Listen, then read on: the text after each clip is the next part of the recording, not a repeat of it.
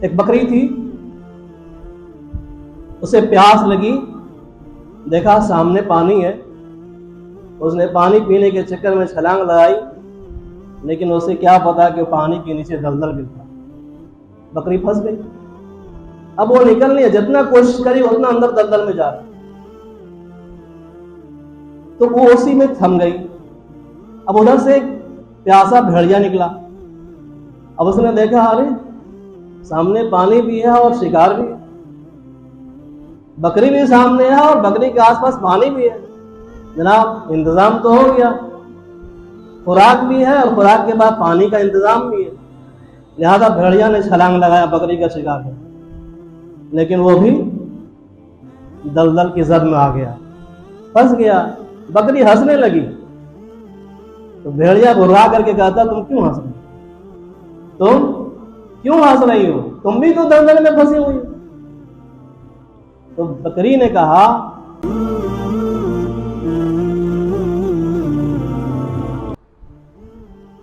بزرگوں اور میرے نوجوان ساتھیوں، سورۃ الفجر کا خلاصہ ادھر کئی ہفتوں سے آپ کے سامنے پیش کیا جا رہا ہے۔ ابتدائے سورہ میں اللہ تعالیٰ نے چند چیزوں کی قسمیں کھائیں اور اس کے بعد 3 ناقوم اور نامراد لوگوں کا تذکرہ آیا، قوم عاد، قوم سمود اور قوم فرعون، یہ 3 قوموں کا تذکرہ آیا جنہوں نے اللہ تبارک و تعالیٰ کی نافرمانی کی اور پھر اس نافرمانی کے نتیجے میں اللہ تبارک و تعالیٰ نے انہیں نیست و نابود کر دیا۔ اب آگے اللہ تبارک و تعالیٰ یہ بتانا چاہ رہا ہے کہ دنیا میں اگر کسی کے پاس مال و دولت ہے، آسائش کے سارے سامان ہیں، اور کسی کے پاس دولت کی تنگی ہے، رزق کی تنگی ہے، پاپا ہے اور کچھ بھی نہیں ہے، تو یہ پیمانہ نہیں ہے انسان کی عزت کا اور اکرام کا۔ حالانکہ اس میں ان لوگوں کا تذکرہ ہے فَأَمَّا الْإِنسَانُ إِذَا مَا ابْتَلَاهُ رَبُّهُ فَأَكْرَمَهُ وَنَعَّمَهُ فَيَقُولُ رَبِّي أَكْرَمَنِ۔ اللہ بعض اوقات انسان کو اپنے انعامات دے کر کے اور ساری سہولتیں دے کر کے آزماتا ہے، اور کبھی کبھی اللہ تعالیٰ ساری چیزیں چھین کر کے اور فاقہ کشی سے گزار کر کے آزماتا ہے۔ تو جنہیں انعام دیا جاتا ہے تو وہ کہتے ہیں فَيَقُولُ رَبِّي أَكْرَمَنِ، میرے رب نے مجھ پر انعام کی بارش کی اور میرا اکرام کیا۔ وَأَمَّا إِذَا مَا ابْتَلَاهُ فَقَدَرَ عَلَيْهِ رِزْقَهُ فَيَقُولُ رَبِّي أَهَانَنِ، اور جنہیں اللہ آزماتا ہے چھین کر کے لے کر کے تو وہ کہتے ہیں فَيَقُولُ رَبِّي أَهَانَنِ، میرے رب نے میری توہین کی، مجھے ذلیل کیا۔ حالانکہ قرآن کے روح سے یہ بات کوئی بری نہیں ہے، کیونکہ اللہ ہی ہے عزت دینے والا اور اللہ ہی ہے ذلت دینے والا، وَتُعِزُّ مَن تَشَاءُ وَتُذِلُّ مَن تَشَاءُ۔ لیکن یہاں یہ بات بتانی مقصود ہے کہ تمہارا یہ اکرام کا معیار دولت نہیں ہے، اکرام کا معیار آسائش نہیں ہے، اکرام کا معیار دولت کا چھن جانا نہیں ہے، دنیا کا چھن جانا نہیں ہے، فاقہ سے گزرنا نہیں ہے۔ اکرام کا معیار ہے ان اکرمکم عند اللہ اتقاکم، جو اپنے رب سے جتنا زیادہ تقوی کرنے والا ہوگا، جو اپنے رب سے جتنا زیادہ ڈرنے والا ہوگا، جس کے دل میں جتنا خشیت الہی ہوگی، جس کے دل میں جتنا خوف الہی ہوگا، وہی سب سے زیادہ اکرام کا مستحق ہوگا۔ ان اکرمکم عند اللہ اتقاکم، لہذا دولت معیار نہیں۔ راز بال وہ لوگ جو کہتے ہیں کہ مجھے اللہ نے ذلیل کیا، مجھ سے دنیا چھین لی، بات یہ نہیں ہے، بات دراصل یہ ہے تم سے تمہاری چیزیں اس لیے چھینی گئی کلا بل لا تکرمون الیتیم، کہ تم یتیموں کا اکرام نہیں کرتے۔ یتیموں کے اکرام نہ کرنے کی وجہ سے اللہ تبارک و تعالی نے تم سے تمہارے دیے ہوئے انعامات کو چھین لیا۔ وَلَا تَحَاضُّونَ عَلَى طَعَامِ الْمِسْكِينِ، اور تمہاری دوسری خرابی یہ ہے کہ تم خود تو دوسروں کو نہیں کھلاتے ہو، لیکن کسی کو ترغیب بھی نہیں دیتے ہو کہ مسکینوں کو کھانا کھلائے۔ وَلَا تَحَاضُّونَ عَلَى طَعَامِ الْمِسْكِينِ وَتَأْكُلُونَ التُّرَاثَ أَكْلًا لَمًّا، تیسری خرابی یہ ہے کہ تم وراثت کے مال کو سمیٹ کر کے خود کھا بیٹھتے ہو، نہ بہن کا حصہ دیتے ہو، نہ بھائیوں کے حصہ دیتے ہو، نہ چھوٹے یتیم بچوں کا حصہ ادا کرتے ہو، ساری چیزیں سمیٹ کر کے خود کھا بیٹھتے ہو۔ وَتَأْكُلُونَ التُّرَاثَ أَكْلًا لَمًّا، اور یہ ساری چیزیں تم کیوں کرتے ہو؟ وَتُحِبُّونَ الْمَالَ حُبًّا جَمًّا، کیونکہ تمہارے دل میں مال کی محبت جم گئی ہے، تمہارے دل میں مال کی محبت رچ اور بس گئی ہے، اس لیے تم ایسا کرتے ہو۔ جب انسان کے دل میں مال کی محبت بیٹھ جاتی ہے تو پھر اسے حرام اور حلال کی تمیز نہیں رہتی، اسے اچھے اور برے کا فرق کا احساس نہیں ہوتا۔ ایک بکری تھی، اسے پیاس لگی، دیکھا سامنے پانی ہے، اس نے پانی پینے کے چکر میں چھلانگ لگائی، لیکن اسے کیا پتا کہ پانی کے نیچے دلدل بھی تھا، بکری پھنس گئی۔ اب وہ نکل نہیں ہے، جتنا کوشش کری اتنا اندر دلدل میں جا رہا، تو وہ اسی میں تھم گئی۔ اب ادھر سے ایک پیاسا بھیڑیا نکلا، اب اس نے دیکھا ارے سامنے پانی بھی ہے اور شکار بھی ہے، بکری بھی سامنے ہے اور بکری کے آس پاس پانی بھی ہے، جناب انتظام تو ہو گیا، خوراک بھی ہے اور خوراک کے بعد پانی کا انتظام بھی ہے۔ لہذا بھیڑیا نے چھلانگ لگایا بکری کا شکار ہے، لیکن وہ بھی دلدل کی زد میں آ گیا، پھنس گیا۔ بکری ہنسنے لگی تو بھیڑیا گھبرا کر کے کہتا تم کیوں ہنس رہی ہو؟ تم کیوں ہنس رہی ہو؟ تم بھی تو دلدل میں پھنسی ہوئی ہو۔ تو بکری نے کہا میرا پھنسنا الگ ہے اور تمہارا پھنسنا الگ ہے۔ کہا وہ کیسے؟ کہا وہ ایسے کہ میرا کوئی مالی ہے، جب وہ گھر میں جائے گا اور بکریوں کو گنے گا تو دیکھے گا ایک کم ہے تو کھوجتا وہ پھر آئے گا، اور جب مجھے وہ دیکھے گا تو نکال کر کے لے جائے گا۔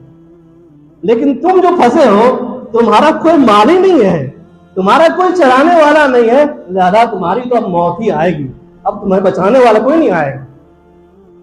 تو یہ ہوتا ہے انسان حرص میں، لالچ میں، وہ اس کی تمیز کھو بیٹھتا ہے کہ آگے شراب ہے یا آگے پانی، لہذا اس میں چھلانگ لگاتا ہے اور دلدل میں پھنس جاتا ہے، پھر اس کا جہنمی ٹھکانہ ہوتا ہے۔ وَتُحِبُّونَ الْمَالَ حُبًّا جَمًّا، کہ انسان کے دلوں میں محبت مال کی بیٹھ جاتی ہے، جس کی وجہ سے وہ وراثت کے مال کو بھی ہڑپ کر جاتا ہے، یتیموں کے مال کو بھی کھا جاتا ہے، مسکینوں پر ترس میں نہیں کھاتا ہے، اور یہ ساری برائی کے نتیجے میں اللہ تبارک و تعالیٰ اسے رزق کی تنگی سے اڑا دیتا ہے، اور وہ سمجھ بیٹھتا ہے کہ یہ مال ہمارے پاس ہمیشہ ہمیشہ رہے گا۔ اللہ فرماتا ہے کلا اذا دکت الارض دکا دکا، تمہارا یہ خواب، تمہاری یہ سوچ، تمہاری یہ پلاننگ، تمہاری یہ آرزویں، یہ سب خاک میں مل جائیں گی، تمہاری یہ دولت ہمیشہ رہنے والی نہیں ہے۔ اذا دکت الارض دکا دکا، وہ وقت آئے گا جب زمین کوٹ کوٹ کر کے ہموار کر دی جائے۔ اذا دکت الارض دکا دکا وجاء ربک والملک صفا صفا، اپنا دل کو تھام کر کے بیٹھیے، اللہ تبارک و تعالی یہاں پر قیامت کا منظر ہلکا ہلکی سی ایک جھلک دکھلا رہا ہے، کیا ہوگا اس وقت؟ اذا دکت الارض دکا دکا، جب ہموار کر دی جائے گی پوری زمین، کوٹ کوٹ کر کے برابر کر دی جائے گی۔ وجاء ربک والملک صفا صفا، پھر تمہارا رب آئے گا، اس کی جلوہ نمائی ہوگی، اور فرشتے صف بصف عاجزی کے ساتھ، انکساری کے ساتھ، سر کو جھکائے ہوئے رب کے سامنے کھڑے ہوں گے۔ وجاء ربک والملک صفا صفا وجیء یومئذ بجہنم، حشر کا میدان ہوگا، جہنم کو کھینچ کر کے لایا جائے، مسلم شریف کی روایت ہے، عبداللہ بن مسعود رضی اللہ تعالیٰ فرماتے ہیں کہ جہنم کے ارد گرد 70,000 زنجیریں ہوں گی، اور ہر زنجیر کے ساتھ 70,000 فرشتے ہوں گے، اور وہ ایسے کھینچ کر کے اسے لا رہے ہوں گے جیسے کہ کشتی کو کھینچ کر کے لایا جاتا ہے، اور ابھی 200 سال کی مسافت پہ وہ جہنم ہوگی کہ اس کا خوف، اس کی دہشت، اس کا ابلاؤ دور سے ہی محسوس کر رہے ہوں گے۔ تو جب وہ جہنم آئے گا اور 200 سال کی مسافت سے اس کی گھبراہٹ دلوں میں بیٹھے گی، تو پھر لوگ کیا کہیں گے؟ وَجِيءَ يَوْمَئِذٍ بِجَهَنَّمَ يَوْمَئِذٍ يَتَذَكَّرُ الْإِنسَانُ وَأَنَّىٰ لَهُ الذِّكْرَىٰ۔ اس وقت انسان کہے گا کہ ہائے، ہم نے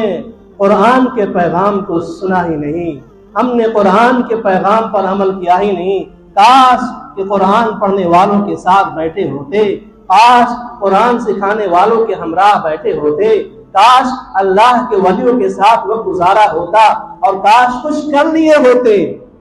کچھ نصیحتیں حاصل کر لی ہوتی، اللہ کی محبت دل میں بیٹھا دی ہوتی، دنیا کی محبت دل سے نکال دی ہوتی۔ وَأَنَّىٰ لَهُ الذِّكْرَىٰ۔ اللہ فرماتا اب سوچنے کا کوئی فائدہ نہیں، اب سوچنے کا کوئی فائدہ نہیں۔ يَقُولُ يَا لَيْتَنِي قَدَّمْتُ لِحَيَاتِي۔ اس وقت انسان کہے گا کاش کہ میں زندگی میں کچھ کر لیا ہوتا، کچھ آگے بھیج دیا ہوتا، اچھائیاں کر لی ہوتی، صدقہ کر لیا ہوتا، خیرات کر لیا ہوتا، والدین کی خدمت کر لی ہوتی، اللہ کے احکام پر عمل کر لیا ہوتا، اس کے نظام کو قبول کر لیا ہوتا، رسول اللہ صلی اللہ علیہ وسلم کی تعلیمات سے اپنی زندگی کو مزین کر لیا ہوتا، اچھے کام کر لیے ہوتے، برے کام سے بچا لیا ہوتا، اللہ کی محبت اور اللہ کے نبی صلی اللہ علیہ وسلم کی محبت کو دلوں میں بیٹھا لیا ہوتا، کاش کہ کچھ کر لیا ہوتا تو آج وہ کام آ جاتا۔ وَيَوْمَئِذٍ لَا يُعَذِّبُ عَذَابَهُ أَحَدٌ وَلَا يُوثِقُ وَثَاقَهُ أَحَدٌ۔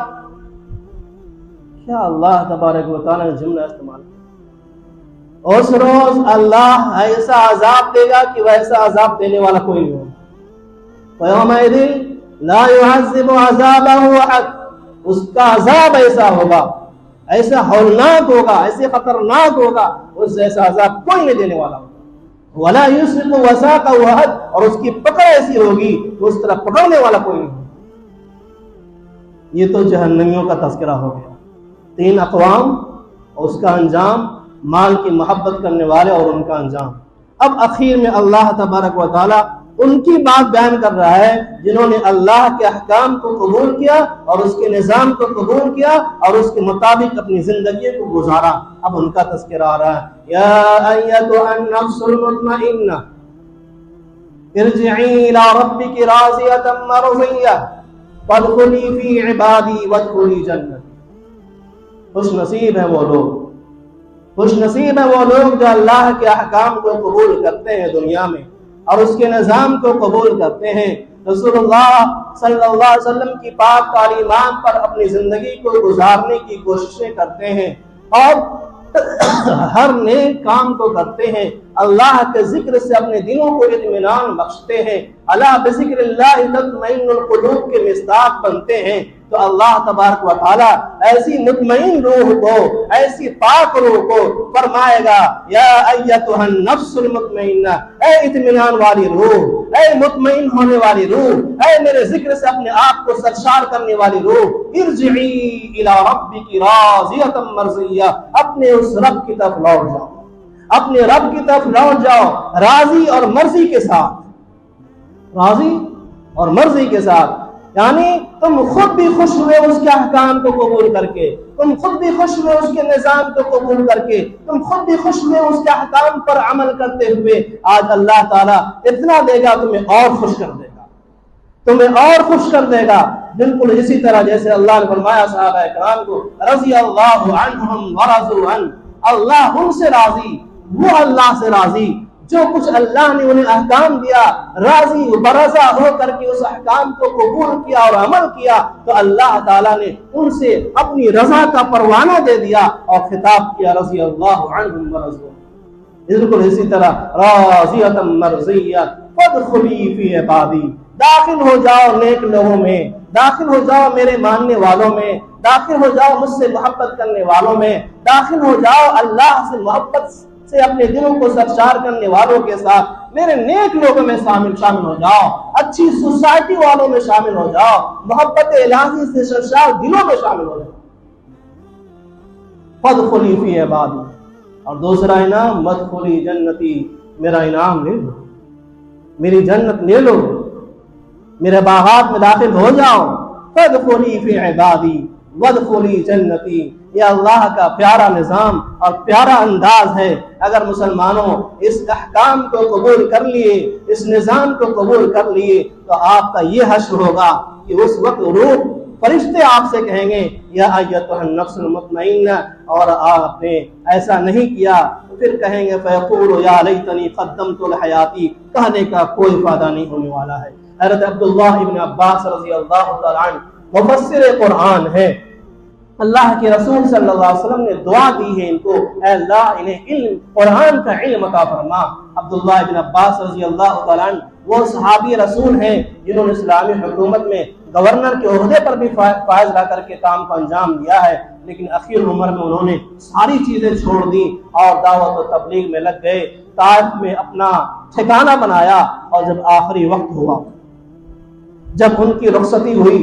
جب اس دنیا سے پردہ کیے اور جس کمرے میں انہیں رکھا گیا، تو لوگوں کا کہنا یہ ہے کہ اس وقت ایک ایسا پرندہ نمودار ہوا جو اس سے پہلے کسی نے کبھی دیکھا نہیں تھا، اور جہاں پر ان کی نعش رکھی ہوئی تھی وہ اس روم میں داخل ہوا، پھر اسے دوبارہ نکلتے ہوئے کسی نے نہیں دیکھا، اور جب قبر میں ان کی نعش کو رکھی گئی تو اس قبر سے وہ آواز آئی یا ایتھا النفس المطمئنہ ارجعی الی ربک راضیۃ مرضیہ۔ اسی طرح ایک اور اللہ کے بزرگ زکریا ملتانی رحمۃ اللہ علیہ، یہ فقیہ بھی تھے، محدث بھی تھے، امام بھی تھے، اور شیخ الاسلام کے لقب سے ملقب بھی کیے گئے تھے۔ بادشاہ وقت بھی ان سے خوف کھاتا تھا، بڑے حق پرست تھے، اللہ سے ڈرنے والے تھے، اور جب ان کا آخری عمر ہوا، جب ان پر بیماری نے اپنا سایہ ڈالا، تو ان کے بیٹے ان کی نگرانی کرنے لگے، ان کے بیٹے ان کی خدمت کرنے لگے۔ ایک وقت تھا ظہر کی نماز پڑھ کر کے آپ جب روڈ میں داخل ہوئے، آپ کا بیٹا دروازے پہ کھڑا ہے، ایک اجنبی شخص آتا ہے اور کہتا ہے مجھے حضرت بہاؤالدین خواجہ بہاؤالدین زکریا ملتانی رحمت اللہ علیہ سے ملاقات کا شوق ہے، میں ان سے ملنا چاہتا ہوں۔ بیٹے نے کہا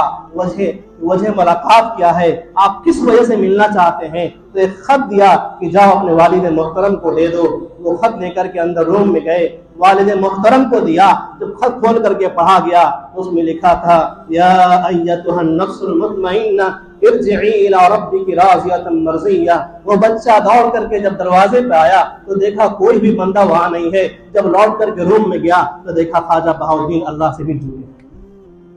تو یہ ہوتی ہے اللہ والوں کی، اللہ تعالیٰ کبھی کبھی دنیا میں دکھلاتا ہے۔ اللہ ہم سب کو قرآنی پیغام پر عمل کرنے والا بنائے، اور ان جو 3 نمونے پیش کیے گئے، قوم عاد، قوم سمود اور فرعون کی، اللہ تعالیٰ ایسے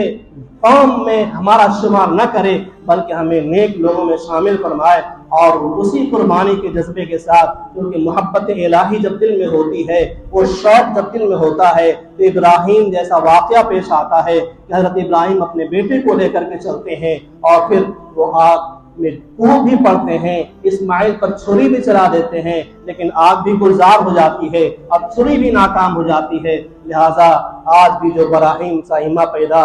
آج بھی جو براہیم سا ایما پیدا، آگ کر سکتی ہے اندازے گلستہ پیدا۔ ہمیں ابراہیم جیسے اللہ سے محبت ہونی چاہیے، اسماعیل جیسے اللہ سے محبت ہونی چاہیے، پھر دنیا کی آگ آپ کو جلا نہیں سکے گی اور دنیا کی چھری آپ پر کل ہو جائے گی۔ اللہ ہمیں سننے سے زیادہ، کہنے سے زیادہ عمل کی توفیق سے نوازے۔ وآخر دعوانا ان الحمد للہ رب العالمین۔